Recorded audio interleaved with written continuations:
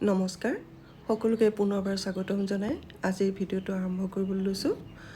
আজি মই পালেং শাক আৰু কণীৰ এটা ৰেচিপি লৈ আহিছোঁ। বহুতে সুস্বাদু হয় এই ৰেচিপিটো। ইয়াৰ বাবে আমাক প্ৰথমে কণী লাগিব। মই কণী 4টা লৈছোঁ। কণী 4টা প্ৰথমতে সিজিবলৈ দিলোঁ। কণীকেইটা সিজাই তৰকাৰীখন বনাব লাগিব। এতিয়া পালেং শাক লৈছোঁ এমুঠি। পালেং শাকখিনি ভালকৈ বাছি ধুই ল'লোঁ। ধুই এতিয়া উতলা গৰম পানীত 10-15 মিনিটৰ কাৰণে তিয়াই থ'ব লাগিব।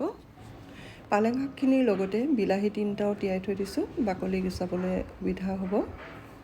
এতিয়া ঢাকনিখন মাৰি 10-15 মিনিটৰ কাৰণে থৈ দিম। এতিয়া মই আদা, নহৰু আৰু পিঁয়াজৰ পেষ্ট এটা বনাই ল'ম। ইয়াতে পিঁয়াজ এটা দিছোঁ, নহৰু অলপ সৰহকৈ দিছোঁ আৰু পকা জলকীয়া কেইটামান লৈছোঁ।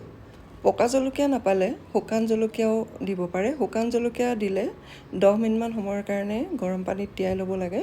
তাৰপিছত পেষ্ট বনাবলৈ সুবিধা হ'ব।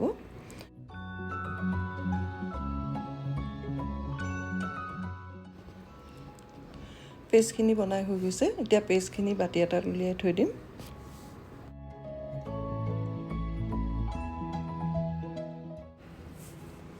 পালেং শাকখিনি তিয়াই থোৱা 15 মিনিট হৈ গৈছে। এতিয়া পালেং শাকখিনি অলপমান ঠাণ্ডা পানীত তিয়াই ল'ম। তিয়াই পেলাই পালেং শাকখিনিও পেষ্ট বনাই ল'ব লাগিব।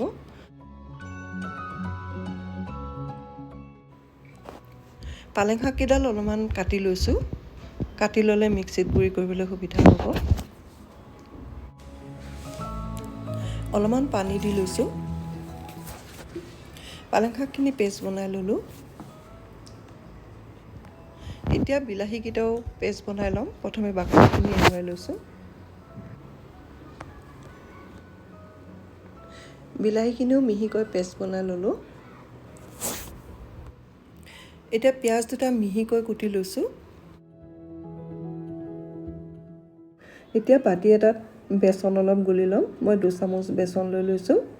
বেচনৰ ঘোল বনাই এই বেচনৰ ঘোলখিনিতে কণীখিনি ডুবাই ভাজিব লাগিব। এতিয়া পানী দি ঘোলখিনি বনাই লৈছোঁ। অলপ পনীয়াকৈ ঘোলখিনি বনাই ল'ব লাগিব।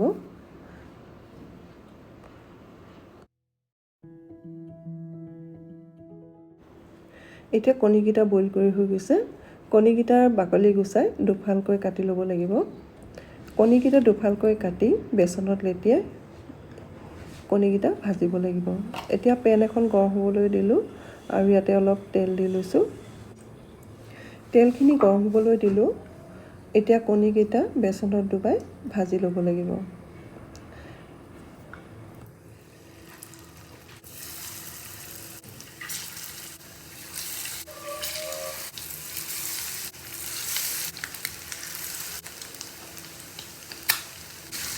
এটা চাইড ভজা হোৱাৰ পিছত লুটিয়াই দিছোঁ। এতিয়া আমাৰ কণী কেইটুকুৰা ভাজি হৈ গৈছে। এতিয়া একেখিনি তেলতে গোটা গৰম মছলা অলপ দিছোঁ। ইলাচি, ডালচেনি, জালুক দি অলপ সময় ভাজি লৈছোঁ। এতিয়া মিহিকৈ কাটি লোৱা পিঁয়াজখিনি দি দিছোঁ। পিঁয়াজখিনি দি অলপ সময় আৰু ভাজিব লাগিব। পিঁয়াজখিনি অলপ সময় ভাজি ইয়াতে আদা, নহৰু আৰু জলকীয়া পেষ্টখিনি দি দিব লাগিব। এতিয়া অলপ সময় ভাজি হৈ গৈছে। এতিয়া আদা, নহৰু পেষ্টখিনি দি দিছোঁ। আদা, নহৰু পেষ্টখিনি দি অলপ সময় ভাজি থাকিব লাগিব। যেতিয়ালৈকে মছলাখিনিৰ পৰা তেলখিনি ছেপাৰেট হৈ নাযায় তেতিয়ালৈকে ভাজি থাকিব লাগিব।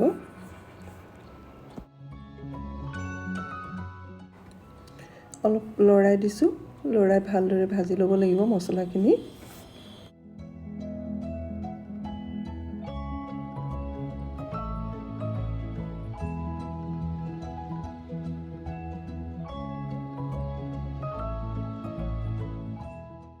অলপ সময় ভাজি ল'লোঁ মছলাখিনি। এতিয়া ইয়াতে হালধি এচামুচ দি দিছোঁ। হালধিখিনি দি আৰু অলপ সময় লৰাই ভাজিব লাগিব।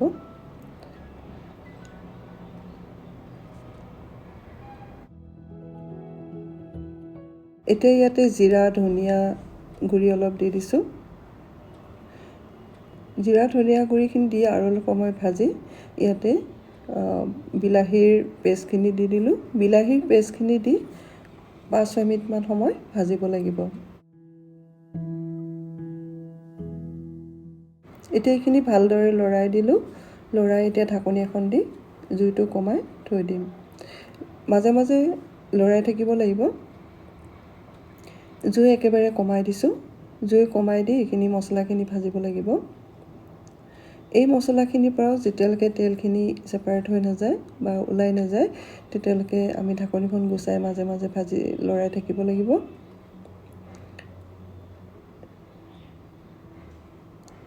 মছলাখিনিৰ পৰা তেলখিনি ওলাই গ'লেহে তৰকাৰীখন খাবলৈ সোৱাদ হয়, নহ'লে কেঁচা কেঁচা লাগে। সেইকাৰণে মছলাখিনি ভাজোঁতে মন কৰিব লাগে যাতে তেলখিনি মছলাখিনিৰ পৰা ছেপাৰেট হৈ যায়। এতিয়া ঢাকনিখন দি গেছটো কমাই অলপ সময় থৈ দিছোঁ আৰু মাজে মাজে লৰাই থাকিব লাগিব।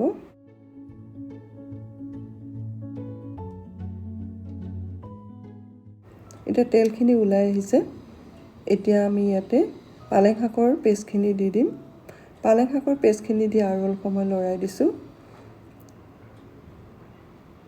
এতিয়া পানী অলপ দি দিছোঁ। পানী অলপ দি গেছটো বঢ়াই দিলোঁ। বঢ়াই অলপ সময় উতলিবলৈ দিব লাগিব।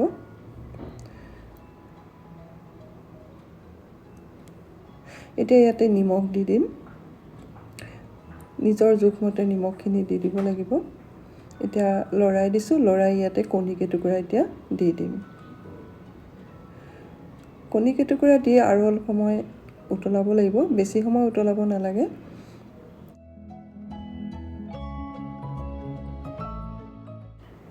এতিয়া ভালকৈ লৰাই দিলোঁ। লৰাই ঢাকনিখন এতিয়া লগাই দিছোঁ। ঢাকনিখন দি গেছটো কমাই 6-7 মিনিটৰ কাৰণে থৈ দিলোঁ। এতিয়া আমাৰ তৰকাৰীখন বনাই হৈ গৈছে। পালেং শাকৰ লগত কণীৰে তৰকাৰীখন খাবলৈ বৰ ভাল লাগে। ৰুটিৰ লগতো খাব পাৰি বা ভাতৰ লগতো খাবলৈ ভাল লাগে। আশা কৰিছোঁ ভিডিঅ'টো চাই আপোনালোকে ভাল পাইছে, আৰু যদি ভাল পাইছে লাইক, কমেণ্ট, শ্বেয়াৰ কৰিব আৰু ছাবস্ক্ৰাইব কৰিবলৈ নাপাহৰিব। ভিডিঅ'টো সম্পূৰ্ণকৈ চোৱাৰ বাবে সকলোকে ধন্যবাদ জনালোঁ।